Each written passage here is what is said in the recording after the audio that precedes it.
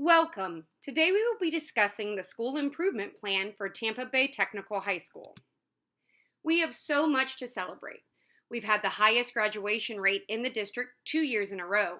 We've been recognized by the President of the United States for the work we've done creating workforce connections and establishing a program that provides industry certifications. And we earn the most acceleration points in the district. We've also had Dave Batista come to our theater program, Governor DeSantis come and speak to our welding shop and our industry cert programs, and our lady basketball team was #1 in the state this year. But what can we do to improve? The past several years we have been a B school. So what can we do to become an A? It's not that hard because we're only 2 percentage points away. If we look at our total points divided by the components, we're at a 60%. And as you can see, we need a 62% to earn an A. So why aren't we there? Currently, we've broken down the main reasons that we are sitting at a B instead of an A. If you look at our school profile sheet, you will notice where we are struggling most is in the area of the Algebra 1 EOC. If you look at the longitudinal data over a 3-year spread, you will see that our Algebra 1 EOC points have decreased. So we've devised several ways in which we can increase our Algebra 1 EOC scores. Our plan for this is to provide teacher content training, schedule struggling students for Algebra 1A and B, which will give them 2 years to master content before taking the EOC, and provide lunch tutoring and Saturday school boot camps for students. What does this mean for you? If you are a math teacher and you would like extra income, you can actually receive ELP money for tutoring during lunch, after school, or on Saturdays. To do this, you would need to attend the content area training and the ELP tutoring training as well. This benefits you and our students. Another way we plan to increase performance is by monitoring how the students are doing in your class. If you notice a student struggling in Algebra 1, let guidance know because we're basing these schedules on test scores, but we all know that one test cannot determine how a student does. Therefore, if you notice a student struggling, let guidance know so that we can place them in that A-B structure, and vice versa. If we have a student scheduled in the A-B structure, but they're excelling and should be in a 1-year program, please inform guidance. Our next goal is to ensure that our curriculum and objectives are tied to the state standards. Looking back at that profile sheet, you may have noticed that while history is going up, we're still not quite as high as we once were. What we found is there was a decline across the district. So the district and the school decided that we need new textbooks, not only for history, but also for our business department and our science departments. And we want those textbooks to be standard-based. If you or your department are in need of new textbooks, please speak to your department head, your APC, or your supervisor. You can use certification money to buy class sets. You can also use ADM and lead money to buy manipulatives and disposables.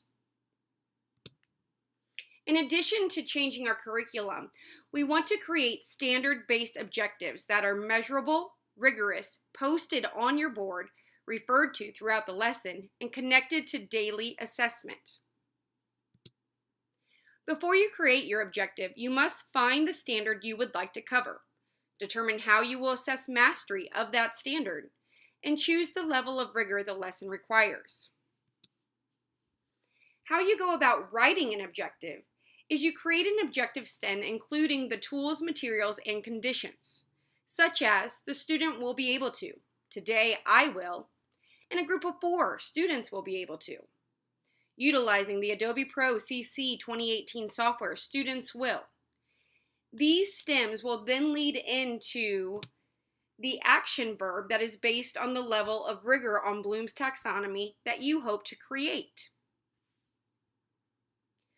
Once you've decided your level of rigor, you then need to find the standard with which you want to base your assessment.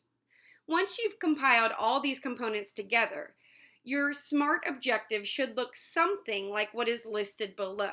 For example, utilizing existing knowledge of script writing and storyboarding, students in small groups of 4 or less will create an original typed screenplay that coherently moves through the 5 points of a story plot, including exposition, rising action, climax, falling action, and conclusion, and include location information, camera movements, and dialogue with at least 75% mastery. As you can see, the standards are listed to the right, and the one in gold is the highest standard that is being covered. Goal 3. Increase the number of opportunities our students have to earn acceleration points. So what are acceleration points? Students earn acceleration points by passing an AP or industry certification exam or by passing a dual enrollment course. A student may only contribute 1 acceleration point for the school grade, meaning a kid that takes and passes 4 AP exams will only be awarded 1 acceleration point. The school grade is based on senior acceleration points only. They can earn this acceleration point at any time throughout high school, but the acceleration points are tabulated for school grade based on senior transcripts. If you look at the data that was just released based on our 17-18 school year, Tampa Bay Tech earned the highest number of acceleration points. If we are number 1 in the district, why make this a school goal? Based on emerging data from teachers at TBT and across the district, we predict that there will be a huge drop in certification numbers for the 2019-2020 school grade. This is due to a 200-point increase to achieve a passing score and new testing requirements issued by the state. Here are some quotes that teachers across the district have sent in. My kids spent 2 weeks working on geometrics. Only 5 out of 44 passed. Mr. Skoll, Bloomingdale High School. I feel like I have covered so much more than in previous years and have done lots more individual assessment and one-on-one work. Still, despite being able to get high scores in geometrics and being able to ace 2 to 3 of the Quizlet reviews out there, I still only have 10 out of my 23 who passed. Miss Wolf, Spoto High School. Total bloodbath. 12 out of 42 passed. I'm usually at about 50% or so on my first try, but that was with CS6, of course. The questions, without any approved book or study material at all to offer any help, are killing them. They breeze through the working with Premiere part. Frustrating. Mr. Goveru, Newsom High School. I have had 70 kids take the test and 30 passed after 2 attempts. I am coming up on my final round of testing and feel that best case scenario I might get 10 more, which would put me just slightly over a 50% pass ratio. In years past, I have had between 80 to 90% pass. Miss Depin-Ragan, Tampa Bay Tech High School.